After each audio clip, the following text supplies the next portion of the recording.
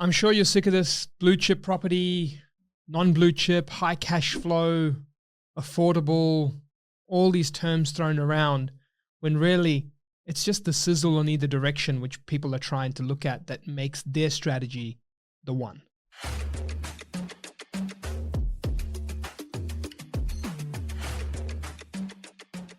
And so firstly, I kind of think about how these strategies came to light. And I almost imagine it like everyone just took a certain extreme opinion, stuck with it, and kind of assumes nothing else exists. So let's look at blue chip property, for example. If you take blue chip property, your extreme thought here is that high priced, high value, low scarcity, don't care about the low cash flow, low yields, is just going to be the best performing property you could get. And then your point of comparison or the benchmark is taking the flip side on an extreme, which is like super high cash flow, super cheap, super middle of the nowhere property that then all of a sudden has not performed as well and therefore should be then this clear example of why this is better than the other. It's kind of like the whole mid thing doesn't even exist. And by the mid thing, I'm talking about like property in the middle. It's like, can you not have a property that grows in value, is not super expensive, it's decently renting, it's yielding well, it passes due diligence, and it can be a part in your portfolio? And people then sometimes say, hey, no, well, it should be, if you're on that income, you do this. And if you're on that income, you do this. I'm like, well, you double my income and I still might make the same moves I kind of did. And so this is where I start to think that when you look at ways to property invest, far too often people just keep missing out on this middle. And if you want to take a tip from this podcast, is it's don't fall to the extremes of investing. When someone says, are you a cash flow or growth, or is this a growth or a cash flow play? Stop going and thinking like there's some ends to it. Why can't you have both? Right? Now, if you start looking at it, why can't you have this midpoint to be able to go, well, I'm going to now invest in property because I want it all. I don't have to sacrifice one to go for the other. And by cash flow and wanting it all, I'm not saying you should be positive cash flow, because let's look at this high interest rate environment. Even if you take the craziest cash flow properties, they're probably not going to be positive cash flow. 6% yield, 7% yields. Guess what? If you're taking an 80, 90% loan, you're not cash flow positive when you take in rates, water, insurance, maintenance, vacancy, everything. So I'm not saying it to say that you should be on one side or the other, being cash flow and growth, or if you go in the middle, you get both. I'm also saying don't feel like you have to choose a side and give up on all else because all else doesn't exist. That is not true at all. Whether I was in my journey from when I was on a 50K income as a bank teller, or taking my journey to a few 100K per year, or even, as transparency I like to make this, as a multi-7-figure business owner, I'm not changing my decisions and going back and saying, ooh, now that I'm on this kind of income, I'm going to buy a $5 million property, residential, in the middle of some beautiful looking place, and then be happy to take $1,000 a week rent. You can't be kidding me in saying that that seems like the best decision to make. If I've got the same 4 million, hey, if I don't like having that many kitchens and bathrooms and, roofs to look after, maybe I might cut it into 4 1 millions, where at least if I can make the rent to price ratio respectable, 700-800 rent against the grand, times that by 4 and it starts to become decent. But I'm not talking about feeling like the only way to get ahead is make this singular $4 million decision and be okay to take such a lower level of rent. Look, I'm not speaking this from just my own opinion or my own bias here. I'm speaking this from the fact of having clients that earn 7 figures, hundreds of thousands of dollars per annum. And even yet, they look at property like a business and go, do I want to make a business decision and start to lose this much cash flow to hold something just because it's premium or looks and feels amazing? The truth is, they don't. So I'm not saying this to bag on one side of property investing, because I too have some expensive properties in my portfolio, but I'm not going 4, 5, 10, 6, 7, 8. I could just throw out random numbers left, right, and center. But the main thing I'm trying to get here is that you don't have to approach investing with this extreme view, that it's one thing or the other, my way or the highway. You could buy a $4 million deal in the downturn of a market, decide to flip it in a year or two, and suddenly it all goes back up to high confidence, emotionally active people wanting to buy that property for 6 or 7 million. Sure, pull out those examples. But at the same time, when I start to look at these views, we're using extreme views with extreme examples that are extremely low in frequency, which means they're not repeatable for every investor all the time. And the truth is, this is where the waters get murkier and murkier. because it's not a scalable, repeatable, for every person, everywhere type of approach. And so when I looked at property investing, I started breaking down this middle part. And this middle part is what I really want to share in this episode, which is it doesn't have to be a 150K property. It doesn't have to be a 4 mil property. It can be either and in between. And it's the in between that is boring to talk about because it's not a one-sided opinion. It's not a my way or your way. The in between is actually probably the most impactful part to talk about because it means that you're looking at all options for what your portfolio needs and what your personal preferences are. And the best way I can share this is give you two complete opposite examples of strategies where it's worked. So Amin is one of my good friends and a client. And for Amin, he's now got $9.8 million at the time of this recording in terms of a total portfolio. Pretty scalable, pretty sizable, and that to a high income business earning professional. And so when you look at Amin's perspective of his portfolio, we'd bought him 6 properties. Now at this 6 property mark, this was a decent sized purchase each and every time. Some purchases were around 1.2 million, 1.15 million, 1.3 million, 590, I think it was, or 580, and even some at sort of 900K. From Brisbane, Adelaide, Queanbeyan, all sorts, and even Victoria towards Geelong, we bought properties. The main thing I'm trying to share in his examples were he was that high income earning professional. He is the person with the business and he wants to scale a portfolio. But it wasn't 2, 3, 4 mil extremely high-end properties. We were trying to find the moment in which the sweet spot ended. Not in terms of capital growth, but the sweet spot ended in terms of how much before his rent falls off so large that it just doesn't make sense for that yield to be sitting in his portfolio. And so what we started doing was finding that tipping point in certain markets. And there was one particular property we rented out for $1,000 a week. It was a house in Brisbane, and this particular property rented for $1,000 a week, and we bought it for just under 1.2 million. And so those sorts of numbers start to make sense. But it's when we say, hey, Amin, just because you're giving me 6 properties and I'm going to be able to turn it all into one massive 3, 4, 5 mil blue chip example because this is the best and your money should go where the best is that going to work for his scalability? Is that going to work for his rent? Is that going to give him the stream he wants of income? Short answer is no. He felt the same, I felt the same, and the math that we did was the same.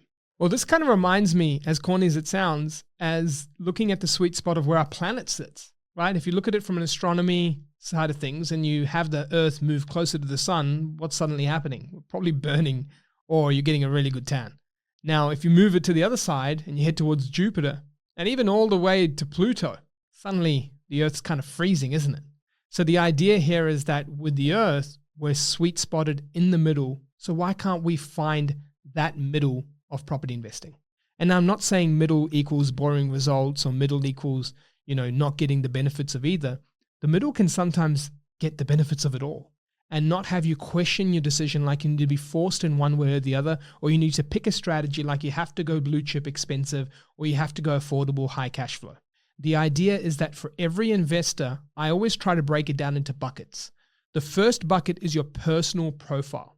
So Amin's personal profile in this particular case was to go, hey, look, I don't want 20 kitchens. I don't want 20 roofs. I want wealth. I want to hit $10 million of residential assets and I want to switch over to commercial. Now in doing so, I have certain comforts, but I don't want to give up the yields.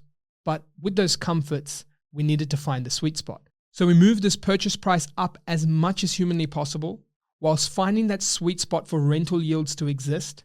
And then we diversified it across different markets. And that's where we still reached this just under $10 million portfolio on top of the 2 that he already had with 6 of these purchases. What did we achieve? High purchase prices, less is more personality approach, good balance of rental yields, large levels of capital growth, diversity across states. So that's the first part. The profile of someone is important in discovering where on this equation of blue chippy, middle, or looking at the affordable side you sit. It's that personal risk profile of comfort. The next example on that same profile is someone in the opposite direction. Now, we have Nafis, who's one of our good clients, and we've purchased 3 properties for Nafis. Now, in Nafis's 3 property journey, he didn't want to be thrown into the 200-300K properties at the bottom of affordability, but very high on yield and thrown into the deepest of regions just so he'd have to learn about property investing and how certain myths needed to be busted in his mind. He felt that that would eventually come, And in his case, he wanted to be able to go into certain major markets and then slowly start to spread his wings. So the first property we picked up was something in the 400,000s. I think it was about 418K to be precise. And that today is now valued at over 700K. I want you to take a moment to pause here and just imagine that Nafeez and I didn't catch up. Imagine that he caught up with someone sipping on a very expensive, overpriced latte in the inner west of Sydney or in the eastern suburbs, getting their daily grounding ritual on the beach, on the sand, ready to pop open a coconut before they start their day. And all of a sudden they go, hey, Nafeez, dude, chill. Just wait. Get $1 million budget. Change your income as an entry-level role in the financial services, legal services, and move. Wait till you get to 200-300. Then we can start talking investing. You're too early in the game. You need more income. You need blue chip. You need all the good stuff. You need expensive. You need lifestyle. You need scarcity. Could you imagine if he'd waited? Nafeez has gone on to purchase 3 properties with us. $500,000 in equity generated. All from what started in trying to find his personal profile of not too affordable, not waiting till he was the big shot lawyer or the high up in the financial services game to purchase, but making do with the middle, the sweet spot for him, his profile, and his results. Now, I don't care if you're on $500,000 income. Saving $500,000 is not easy. Even if you're on $1 million income, it's not easy. But he generated that in equity growth. And that's the 2 examples, complete opposite spectrums. One person and their personal profile trying to get them a certain level of wealth. And we did that to stretching maximum purchase prices whilst maintaining yield. And the other person who did not want to go to the most absolute affordable prices of property and wanted to maximize their budget, but fit certain comforts and still achieve results without having to wait 10 years until they're deep into their 30s with a career that some person who believes in blue chip investing is the only way told them is respectable enough to make something happen of investing. That's $500,000 he would have missed out.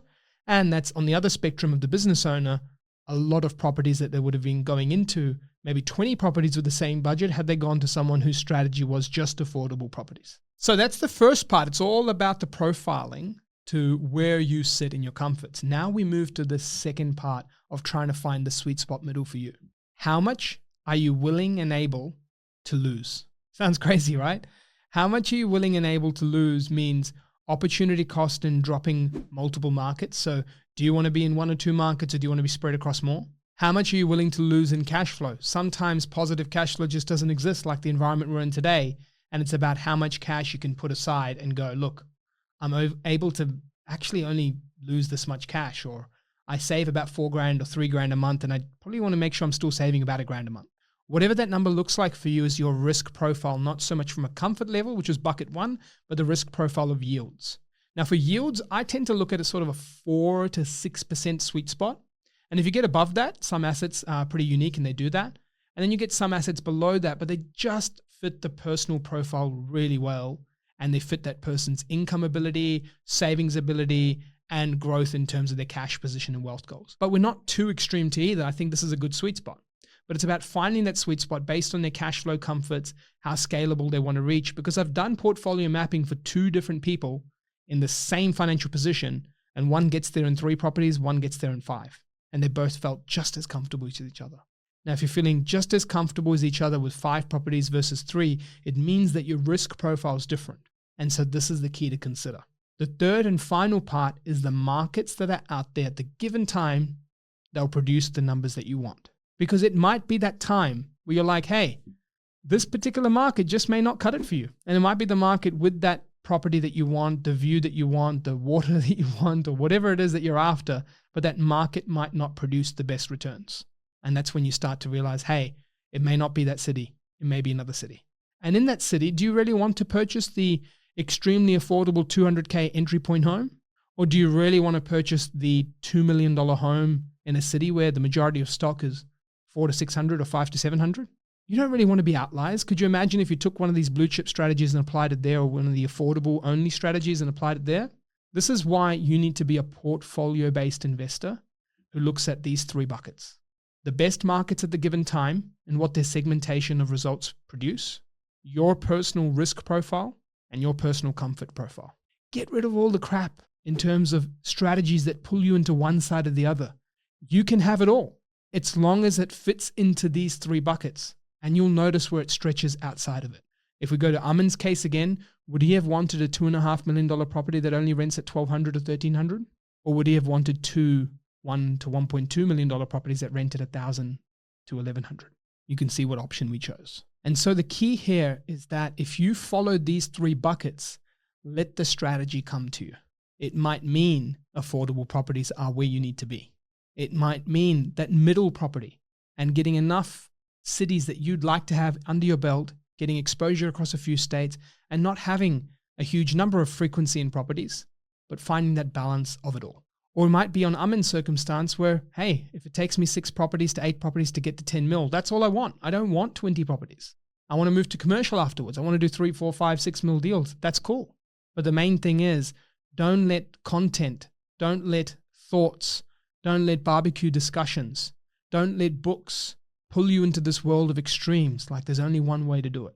I've helped over 600 people scale up portfolios from their first ones to their 10th ones and beyond. I've done it for myself 17 times in property. By 17 times, it's 17 different properties purchased. I'm going to buy a whole lot more. And if I had my time again, whether I was on the income today of multiple businesses, or whether I was on the income as the bank teller at 18-year-old who moved over from New Zealand to Australia and got their first job, yes, my outcome of what I can do changes. But if I was to have my time again, I wouldn't do a whole bunch different and start to go, well, if I had my income now from the get-go, I'd be buying $5 million properties. No, I wouldn't. I can, but I wouldn't. And so don't feel like you need to be pulled to the extremes. Make decisions in line with these 3 buckets. The first one is going to be all about your personal preferences and comforts. Second one is all about your risk management, your tolerance, the dollars, the ins and outs, the diversity you want. And then third one is what do the markets say? And if you're constantly looking at these 3 things, you will be able to pick what's right for you and not be steered in either direction. Because you don't want to operate in extremes. Property isn't a game of extreme strategies, extreme results. It's usually when you go to an extreme, you might get the one moment in their high performing results, but then you'll get a whole bunch of missed opportunities on the other side. You want to be in the middle so you can see things in all directions. Peripheral vision. It's kind of like when you're at the movies. You sit in the far left seat, it's pretty crappy. Sit in the far right seat, it's pretty crappy. But how good's that middle seat? It's not about being undecided. It's about being open to all and figuring out where your comforts, your personal risks, and the markets take you and go where the opportunities are. I've bought $1 million property in Adelaide that performed really well because at that time I saw an opportunity. I performed with a 380K property in Bendigo that performed really well because at that time that was a really good spot, suburb, house, time to buy. Go where the strategies take you based on these 3 things. Don't fall to an extreme. That's another episode here at the InvestorKit podcast. And if you'd like to learn more about how you can get out of these extremes and not feel like you have to be forced in a direction because someone says so, check out our research. It's investorkit.com.au. It's totally for free. There's the research tab. And on the research tab, you've got 2 links I'd love for you to check out. The first one is our research papers. This one tells you that 3rd bucket I talked about, which is all about the research of the markets and what they show. The second one is our blog series. Now, these blogs bust a whole bunch of myths, give you some frequently asked questions, give you scenarios and all sorts of things, whether it's building materials, whether it's bedrooms and bathrooms, proximity to coast, school zones, outside of school zones, all the things that push you into one bucket or another. You can use this data to really help you get clarity. And that's all I want for you in tuning into this episode. Get clarity on who you are, what your research is going to be, and where you're going to go in terms of the direction of what's in your comforts and also what's in your risk tolerance. And find the best possible properties you can in the best possible markets, timed as well as you can, held for the long term, because you can have it all. Arjun, Head of Research at InvestorKit Buyers Agency, and thanks for tuning in to another episode. And don't forget to like, subscribe, and drop us a comment. If this is a video that you're enjoying, drop it below. It's me, not a bot, not someone in my team responding. It's me responding, so I'll be back to you in the comments as well.